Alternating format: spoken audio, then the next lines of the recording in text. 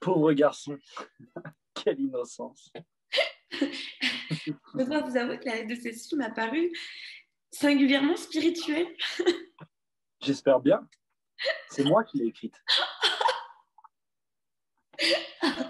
Oh, vicomte, je vous adore. Eh bien, prouvez-le-moi.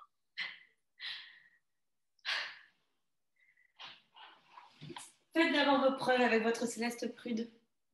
Un homme qui échoue dans ce qu'il entreprend est toujours un amant un peu triste.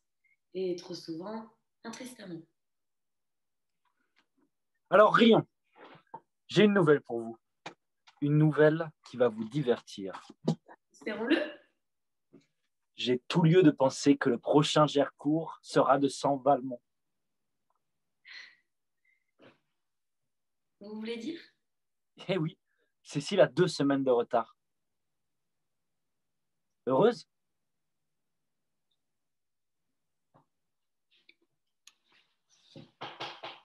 Je crois que vous avez outrepassé votre mission. Si le mariage a lieu avant la fin de cette année, je ne vois pas quel mal peut en sortir.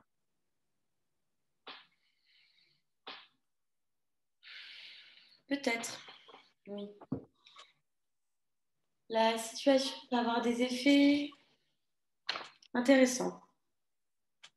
Ne vouliez-vous pas vous venger de Gercourt? Je lui offre une épouse éduquée, avertie, dressée à tous les services, et de surcroît probablement enceinte. Que voulez-vous de plus? Admettons que vous l'ayez fait sur ce point plus que votre devoir. Mais la belle vous a glissé entre les mains. Et ça, vous ne pouvez pas le nier. Elle m'a échappé, je vous l'avoue. Ma parole, j'ai eu pitié d'elle. Elle était prête à la reddition et moi, je l'ai laissé filer. Pourquoi? J'étais ému. Allez vous étonner après. Je n'aurais jamais cru qu'elle s'éclipserait ainsi à l'aube. Elle se rend et vous ne la prenez pas. Mais pauvre femme! Ne raillez pas. Je la revois jeudi. Et cette fois, je vais la punir.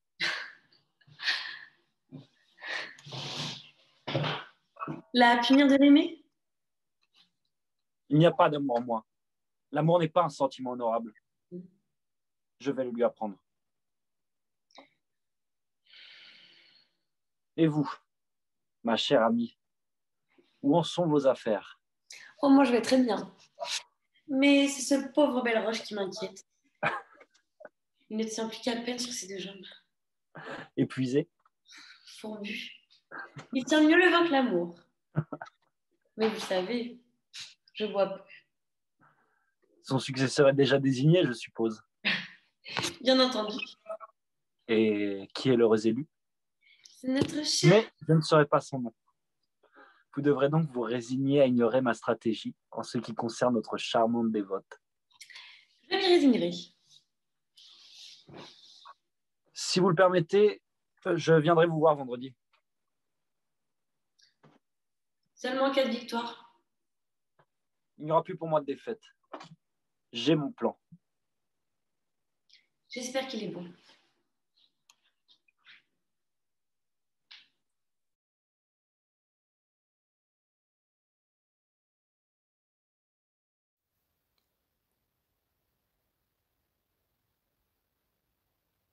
Vache. Petite vache. Génisse. Un jour, les hommes te conduiront au taureau.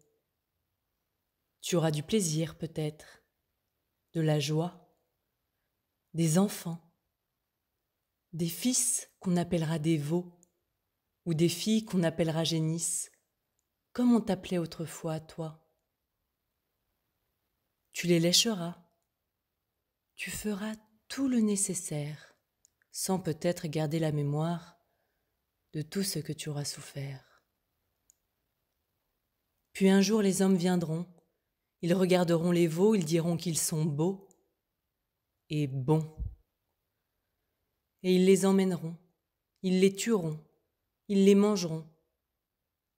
Et puis tu resteras seul, avec d'autres vaches. Et les hommes reviendront, avec un autre taureau. Et tout cela se passera comme la première fois, avec les bons et les mauvais côtés de la situation. Et puis tu vieilliras, et tu commenceras à mourir.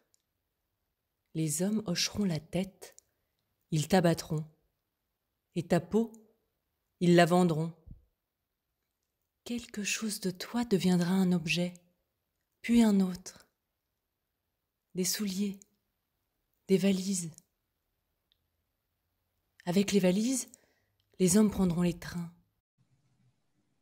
Et l'homme à la valise en peau de vache regarde les vaches. Il dit que les vaches regardent les trains.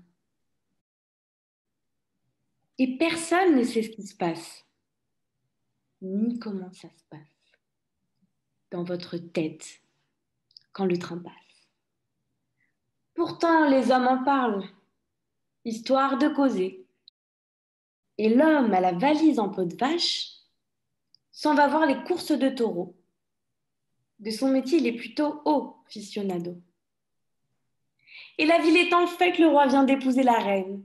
Et la reine est très belle et le peuple l'acclame et passant avec elle, le roi la couve du regard. Précisément du même regard que l'homme prête si aimablement aux vaches qui de loin regardent passer les trains. La reine ne regarde que les taureaux qu'on entraîne vers les arènes. Et parmi tous ces taureaux, elle ne voit que le plus beau. Et le roi est dans tous ses états. Et la nuit de noces est royale, et l'on entend dans les couloirs les courtisans et confidents qui, d'une voix confidentielle et courtisanesque, émettent des vœux les bras au ciel et des grillards de larmes aux yeux. Une vraie sirène, cette reine. Bientôt nous aurons un dauphin. Sur le grand lit, la reine a faim de jouir comme sirène. Et le roi l'entend se plaindre si heureusement qu'il en est tout surpris, tout content, ébloui. Et pourtant, elle pense au taureau, la reine, au grand taureau debout, au milieu de l'arène. Et elle crie grâce pour lui. Mais le roi prend cela pour soi. La reine a crié grâce. Il est heureux comme un roi, le roi. C'est leur façon d'être heureux à ces gens-là. Quelques jours plus tard, à la corrida, le taureau va être tué. À l'instant de la mise à mort, la reine se dresse, secoue le roi et l'implore. Et voilà la fête terminée. Et voilà le taureau gracié. La reine sourit. Le taureau la regarde. Elle le regarde aussi. Ils ne disent pas un mot, mais entre eux tout est dit. Un peu plus tard, très sombre dans la nuit,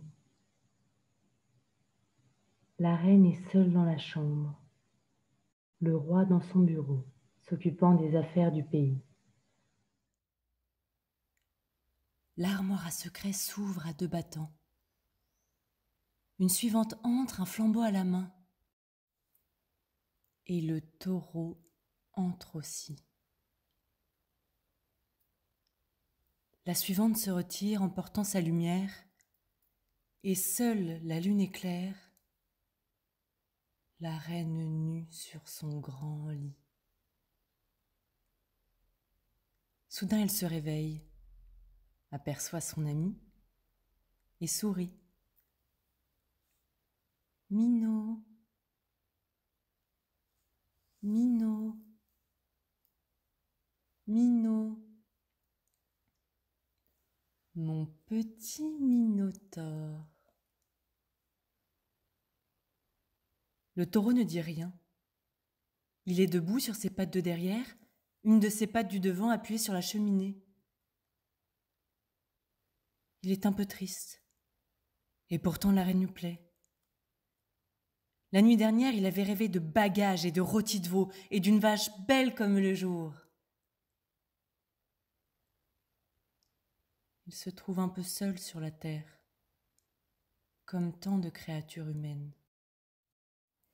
Et s'avançant près du lit, appuie d'abord son front contre la vitre.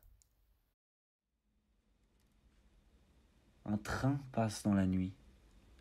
Dans un wagon, un homme s'est endormi. Il a fait mauvais voyage, l'aficionado. La corrida n'a pas été réussie. La reine a empêché la mise à mort. Il a des cauchemars à cause de cela. Et aussi des remords. À cause d'autres choses. Un tas d'autres choses, d'autrefois qui reviennent et qui murmurent. Des choses en apparence très normales et qui se sont passées dans sa demeure. Mais là, l'homme jouait le beau rôle, dans ce que les hommes appellent la réalité. Et tant pis s'il le jouait mal, tandis que dans son rêve, il a le rôle mauvais, et il le joue très bien. La farce a l'air plus vraie, et il la trouve mauvaise. Le train est bientôt loin. Le taureau, lui, est toujours là, qui écoute les bruits de la nuit. Et la reine regarde le taureau debout sur ses pattes de derrière. Avec sa queue, il fouette doucement une carafe et des verres de cristal posés sur un guéridon. Et cela fait un petit bruit très doux. Une très frêle petite musique de verre, une lancinante chanson. Comme ces petites plaques de verre accrochées entre elles par de très légères ficelles qui se balancent dans le vent à la porte des boutiques de Chinatown à San Francisco, là-bas, en Amérique. Je ne suis jamais allée là-bas, pense la reine, mais je suis sûre que la musique de là-bas, comme en Chine, c'est tout à fait comme celle-là. Et elle fredonne, à voix basse, d'une voix encore plus douce que la musique de verre. Chinatown, Chinatown, Chinatown. Un autre train passe dans la nuit. Chinatown, Chinatown, Chinatown. Chinatown, Chinatown, Chinatown. Le taureau n'écoute pas son bruit. Il écoute seulement et tristement la chanson des tanneurs. Des tanneurs qui travaillent de nuit. Et la tannerie n'est pas loin du palais. Et même quand c'est l'été à cause du vent, tout cela pue horriblement. Toutes ces peaux qu'on tanne, et tanne, et tanne, et tanne. Chinatown, Chinatown, Chinatown. Chinatown, Chinatown, Chinatown. Il comprend qu'elle l'appelle et s'avance vers elle. Chinatown, Chinatown, Chinatown. Et tanne, et tanne, et tanne. Et comme le tanneur fait son métier de tanneur, il fait lui son métier de taureau. Chinatown, Chinatown, Chinatown. Dieu me damne, chante la reine, folle de joie. Ah, que la vie est belle, même si on en meurt quelquefois. Chinatown, Chinatown, Chinatown, Chinatown, Chinatown, Chinatown. Chinatown, Chinatown, Chinatown. On n'entend plus la chanson des tanneurs, ni le bruit des trains dans la nuit. Seul le bruit du premier train du petit matin. Chinatown, Chinatown. Et le roi entre sur la pointe des pieds, la démarche très noble, mais les traits très tirés. Chinatown, Chinatown. Il voit dans le soleil qui vient de se lever Sa femme éventrée morte, au beau milieu du lit, avec un grand sourire enfantin ébloui. Et puis, sur le tapis, le taureau endormi. Et d'abord il prend peur et veut appeler à l'aide, puis passe la main sur son front comme pour chasser un rêve malade, se rend à l'évidence et constate la chose. Chinatown, Chinatown, Chinatown. Une équipe de tanneurs de jour continue le travail de nuit. Chinatown, Chinatown, Chinatown. Le roi entend à sa manière une chanson qu'on lui chantait enfant. Colimaçon corne. Apercevant dans un miroir cette tête royale et couronnée, il la hoche, morne et désabusée. Colimaçon corne, Colimaçon corne, montre-moi tes cornes. Ce refrain enfantin l'inquiète. Il s'écroule dans un fauteuil, la tête dans les mains, contemplant le grand animal noir qui rêve et la reine, morte, qui n'arrête pas de sourire. Chinatown, Chinatown, Chinatown. Et Colimaçon corne, hurle soudain le roi. Soudain le voilà qui tombe en pleurs. Une grande détresse fait place à son royal courroux. Ni l'or ni la grandeur ne nous rendent taureaux. Ni l'or ni la grandeur ne nous rendent taureaux. Se levant tristement, il recouvre du drap le corps saignant et épanoui de la reine, paraît-il pour toujours endormi. Et il sonne, et toutes les cloches de toutes les églises de tout le royaume se mettent à sonner. Et puis des tueurs de bêtes entrent à leur tour, sur la pointe des pieds. Et voilà le taureau qui meurt. Chinatown, Chinatown, Chinatown. Sans s'en apercevoir, anesthésié. Par l'amour de la reine, Et d'autres amours aussi. Ni l'or, ni la grandeur. Peut-être. Mais les apparences doivent être sauvées.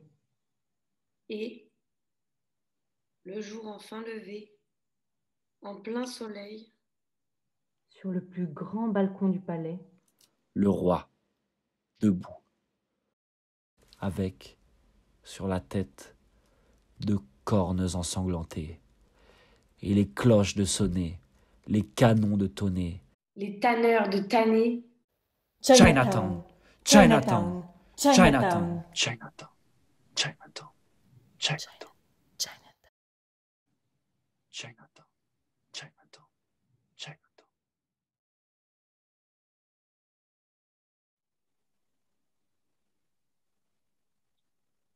Il s'y attachait une sorte de charme imprévu. L'ivresse fut complète et réciproque. Pour la première fois, la mienne survécut au plaisir. Je ne m'arrachai de ses bras que pour tomber à ses genoux et lui jurer un amour éternel.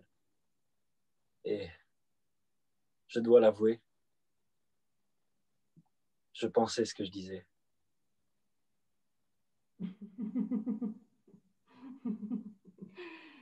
Je vois. Étonnant, n'est-ce pas? Mais ce qui met le comble à mon bonheur, c'est que je suis en droit ce soir de réclamer ma récompense. Vous l'avez donc persuadé au cours de ce moment sublime de vous écrire un mot de lettre. À cet égard, je crois que vous pouvez me faire confiance. Encore faudrait-il, l'être ou pas, que je me découvre l'envie d'honorer notre accord. Je ne suis pas une femme qui va de soi, mon cher vicomte. Et si vous l'avez cru, ne vous en prenez qu'à vous-même. Après votre belle dévote, je craindrais que notre plaisir fût beaucoup moins céleste. Économisez donc vos baisers. Je m'en voudrais de vous ravir à une créature aussi stupéfiante. Et puis, pour tout vous dire, j'ai un nouvel amant. Rien de presse donc entre nous.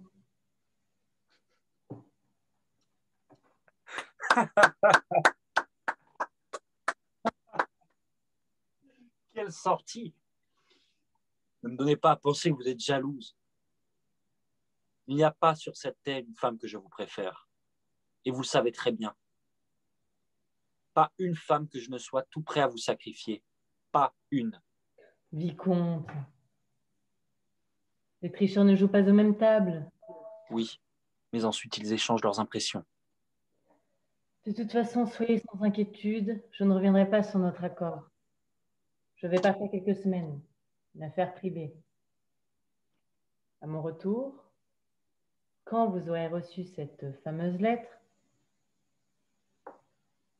nous passerons une nuit, une seule, ensemble.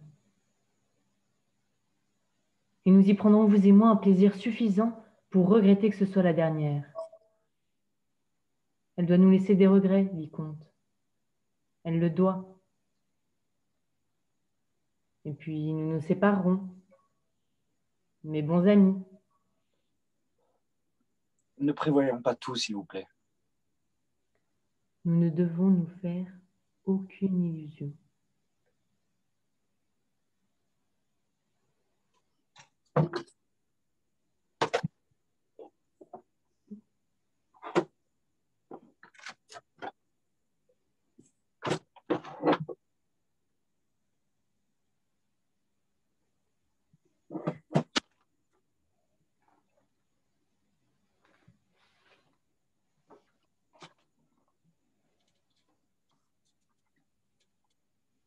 Voyez-vous, je ne pense pas vous avoir été infidèle. Il saute cependant aux yeux que vous êtes amoureux de cette femme. C'est l'amour que je n'aime pas. L'amour que j'ai pour elle. Il m'a servi. Je ne veux pas être le jouet de l'amour. Mais nous nous aimions autrefois. Est-ce vraiment le mot? Vous m'avez rendue très heureuse. Et je le fus moi-même. Un bonheur infernal. J'en ai la nostalgie. Et il faudrait pour le retrouver que vous consentiez à me faire certains sacrifices que vous n'avez aucune envie de me faire et que je ne mérite pas. Je suis prêt à tout perdre pour vous. Tous mes biens, toutes les femmes. Et vous êtes la seule à qui je puisse en dire autant. Nous avons tous besoin d'illusions. Je n'en ai plus aucune. Elles se sont égarées au cours de mes voyages. Et à présent, je veux rentrer. Quant à Mme de Tourvel, cet engouement sera sans suite. Mais pour l'instant, Vous serez le premier averti de mon retour. ne tardez pas.